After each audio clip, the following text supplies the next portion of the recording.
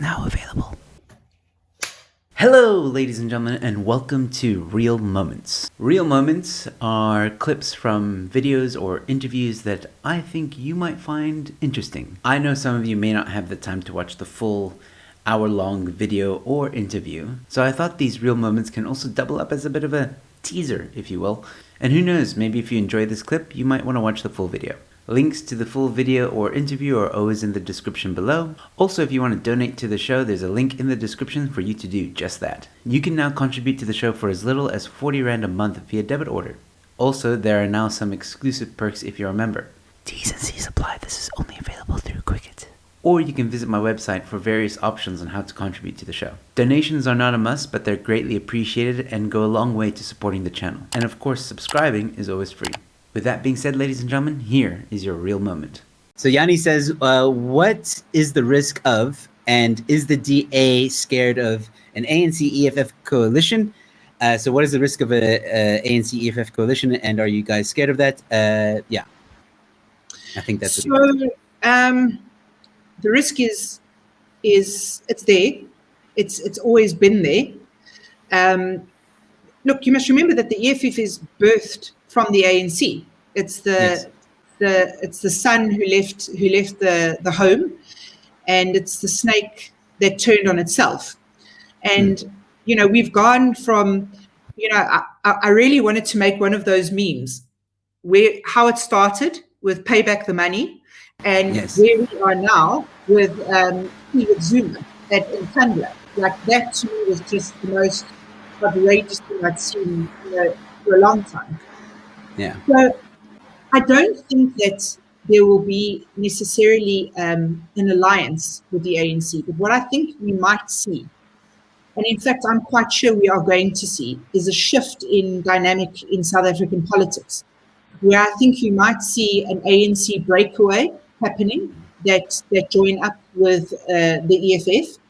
And even within the EFF, there are members that might break away and you know, form another political movement. And the more time I spend in this COVID crisis watching things on the social media platforms and watching things on the virtual platforms, the more I see this shift and this breakaway happening. You know, it's very difficult to bite when the wheels of justice turn slowly. So, you know, I go to the Cape Town Central Police Station so often to lay charges. I think I deserve my own desk there. And true. And you know, I famously got, you know, I've been called the Karen of South Africa, and I want it changed. I want the new name of the complainer to be the Natasha. And the great thing is, I don't ask to speak to the manager. I actually do get to speak to the manager. Yeah, and you just walk in and go straight to the manager. You don't ask. Straight to him. And I did it the other night to our president. I spoke directly to him, and I told him how much he'd let me down, because even I had great hope in who I thought was a level-headed businessman. And I don't like seeing a president kowtow to factionalism. And what really upset me was when he said, I would rather be seen as a weak president of the country than ever betrayed by ANC. Like, you can't speak like that. And I'll tell you, if a leader of my party ever says that they would put being the leader of the DA ahead of the needs of South Africa, I would be the first one to call a motion of no confidence in them. But what does scare me is things like the expropriation without compensation. I do think we're going to see the ANC and the EFF team up together to try and push things like that through, because they don't, the two parties together don't see the consequence that will have on the future economy. They see the short-term gain, and they don't see the long-term consequence. So, I had to laugh. That. I think they do see the consequence. Well, I think they know what they're doing. Let me put it this way. I hope that they don't see the long-term consequence, because if they do, I mean, that means we're dealing with sociopaths, and that scares me even more. But I have to say that I do think to a large degree we are dealing with sociopaths. Yeah, we are. But so I've laid a lot of charges, and people are saying to me, but you lay these charges and nothing ever happens. Well, you know, McKinsey paid back $1.5 billion because of a charge that I laid. We have an entire new ESCOM board because of a charge that I laid. We have the Zondo Commission because we uncovered state capture and we laid the charges. And yes, the Zondo Commission is taking a long time, but there is so much to uncover. And, you know, just today, Judge Zondo said to the Constitutional Court that the penalty for being in contravention of a court order should be a 2-year sentence. I mean, these are things that as South Africans should buoy us. They should make us really sort of hopeful of what could happen, because people have literally got away with murder, especially in the COVID crisis. They have got away with murder because stealing COVID money has killed South Africans. So you're not only killing the economy, you're literally killing people because you're keeping healthcare from people. And not just that, but you've stolen money that, you know, again, you, instead of putting it into small businesses like you promised, you haven't.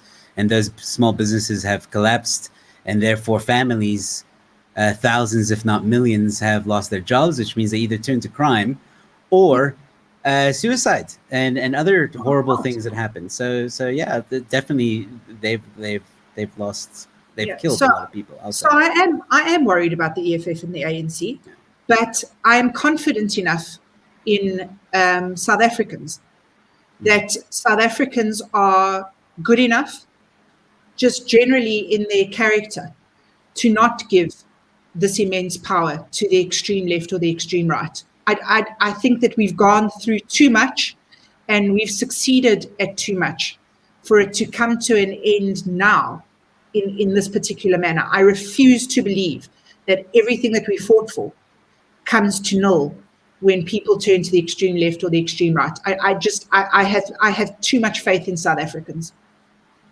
I think I understand your sentiment there. You know, you want to believe in the system, so to speak, and take the noble route. But sometimes change requires, like we said at the beginning, or like you said, be the change you want to see. And sometimes that change needs a harder bite. Well, Joe, if you could tell me how to bite harder, because stop listening to the ANC, stop being scared of the ANC, literally show them the middle finger. Just stop.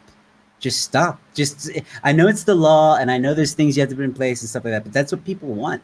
You know, I've heard a lot of politicians talk about listening to the people, but John says it all the time. The DA is about listening to the people. I don't think you're listening close enough, if I'm honest. And I would love to tell John this myself. I want to vote for the DA. Yeah. and I haven't said this on my channel before.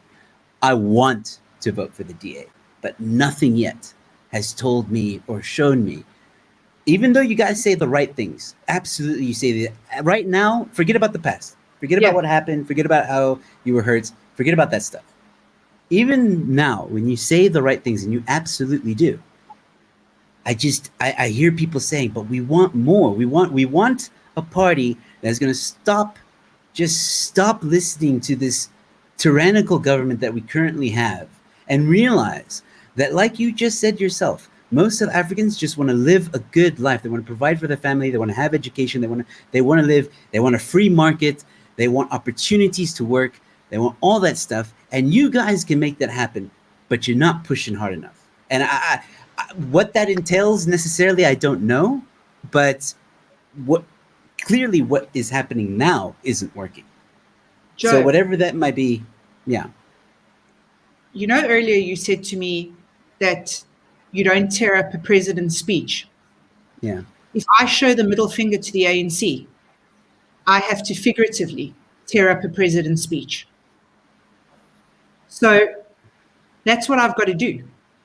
So I need you to go and listen to what I said to the president on Tuesday night. Okay. I need you to go and listen, and I need you to hear when I said to him, you are a fake, You are a fraud. You have let me down. You have let South Africa down. And you are not the president that you said you would be. Short of, I mean, there is literally within the, and you know, I believe in the rule of law. And I think that the day the DA becomes lawless, then I think we're in deep doo-doo. Like we do things in the way the law prescribes, and we respect the judiciary. And at the moment, our judiciary is the problem with that, Natasha, is that the ANC doesn't listen to law. You're fighting against someone who doesn't. It's like going into a fight that you know that person fights dirty. You know they fight dirty. Like they openly fight dirty. You know this. It's what they're known for. So you either develop tactics that defend you from the dirtiness, or you fight dirty yourself. It's the only way. It's I know it sounds horrible, and I know, and I agree with you. I don't want necessarily, like, EFF definitely think they're above the law. You know, they go around, they protest, they get away with a lot. You know, Julius Malema openly incites hate speech all the time, blah blah blah. But I think there's a method in the I think there's a method that the DA could use that would be different to the ANC and EFF. And I don't know. Again, I'm just a flipping comedian that has a YouTube channel that does nothing but watch politics now and make fun of you guys. But I mean, I'm still a citizen here, and I still care very deeply for South Africa. And like I said, I want to vote the DA. Words are nice, Natasha, and I commend you very much for standing up to the president and telling him that to his face. Well done, absolutely well done. But I think actions speak louder than words. And again, I don't know. I don't have all the answers, but I'm just letting you know what the people are feeling. And that, ladies and gentlemen, was your real moment. This is your second reminder to please subscribe to my channel. Please like and comment below. Let me know what you think. If you enjoyed this content, please share it with friends and family. Also, check out the Joe Emilio Show Telegram channel. It's a channel, not a group, so you won't be bombarded by weird memes and information. It's really just a notification channel for you to be notified of all my upcoming uploads and live streams. Link is in the description. You can also watch more of my content here, or here, somewhere in this general area. Just check it out. You might like it. With that being said, ladies and gentlemen, stay safe, be kind to one another, and I'll see you at the next one. Cheers.